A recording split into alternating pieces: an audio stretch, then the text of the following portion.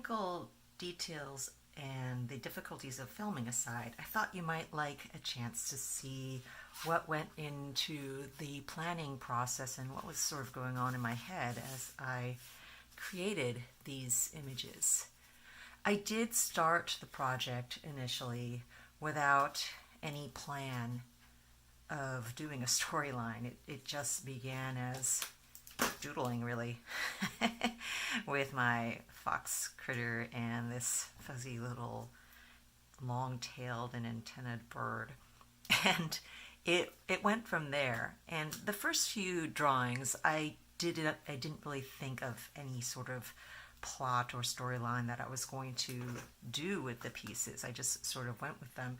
But as I started progressing more and the story began to get more complicated, I did start to do some planning and some prep work before I started. As you saw in all of my time-lapse videos, though, I didn't actually do any pencil drawing or sketching beforehand, at least not on the actual pieces.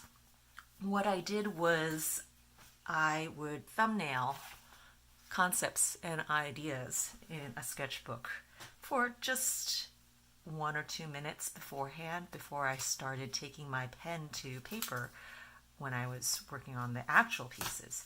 So ahead of time, what I did, I'm going to show you in my sketchbook here some of the little scribbles. Some of these are no bigger than these little thumbnail drawings. Let me see, I don't have all of these pieces any longer, but I could show you some of the ones I do have. So a lot of them began as just tiny little thumbnail. This is just an inch big, and it took me 20 seconds to scribble that out, basically just to solidify in my mind what the major shapes were going to be in the drawings. Because without sketching onto my paper ahead of time, I had to really plan out how all the components were going to fit onto my page. For example, here is one. This one is the reflection of the fox and the shadow reflection in the water that actually comes alive. And I wanted to be able to fit the two of them into that scene. So here you see the rough sketch. This is one of the more evolved sketches of anything that I did beforehand. Most of them were these tiny little scribbles, like this over here, this thumbnail, and this little bit here, just to get the major movement concept in my head.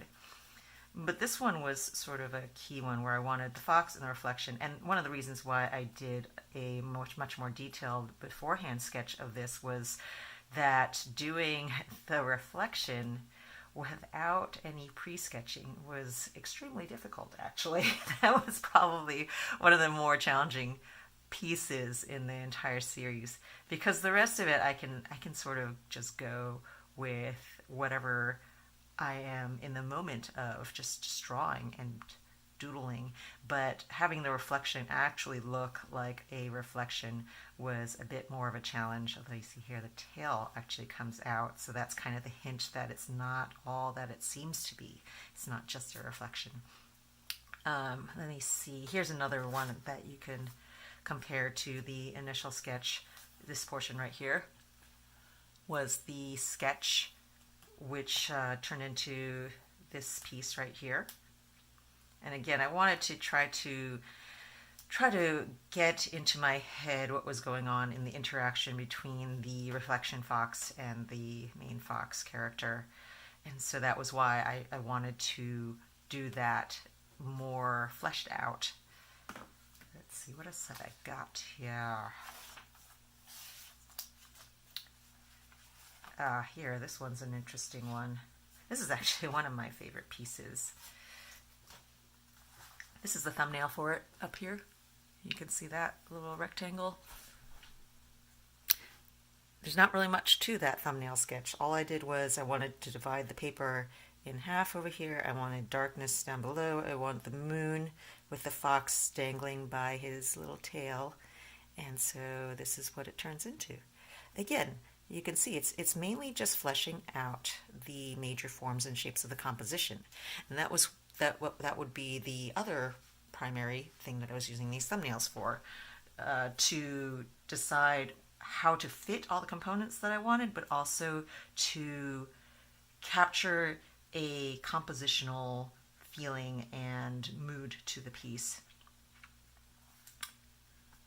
Let's see, what else have I got? Oh, here's one with the fox and rabbit chasing each other, the cloud rabbits. Cloud rabbits were just too much fun. Once I started drawing them, I couldn't stop. So there are a lot of scenes with the little cloud bunnies.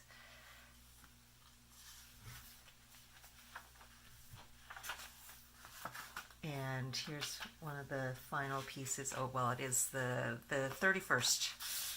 October 31st was the fox and the little fluff bird eating their enormous celestial peach together.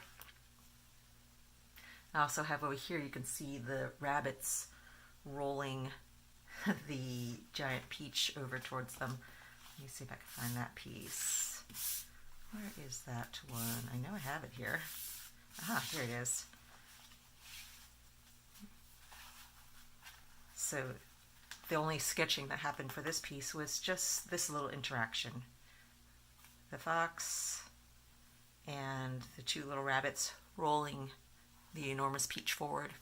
So that's what you see right here in this section of the piece. And the rest of it was just kind of off the cuff. I knew I wanted to have the cloud tree evaporating off into cloudy puffs. And so I had that in my head. I just didn't need to plan that out as much. It was something that I could just go with as I was drawing and see where it led me. I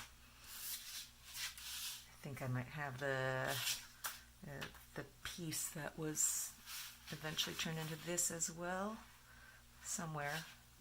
Maybe not. Anyway, so that's this is all my Inktober pieces. I hope that you really enjoyed following me on this Inktober journey in October, and that you liked flipping through my sketchbook here with me today.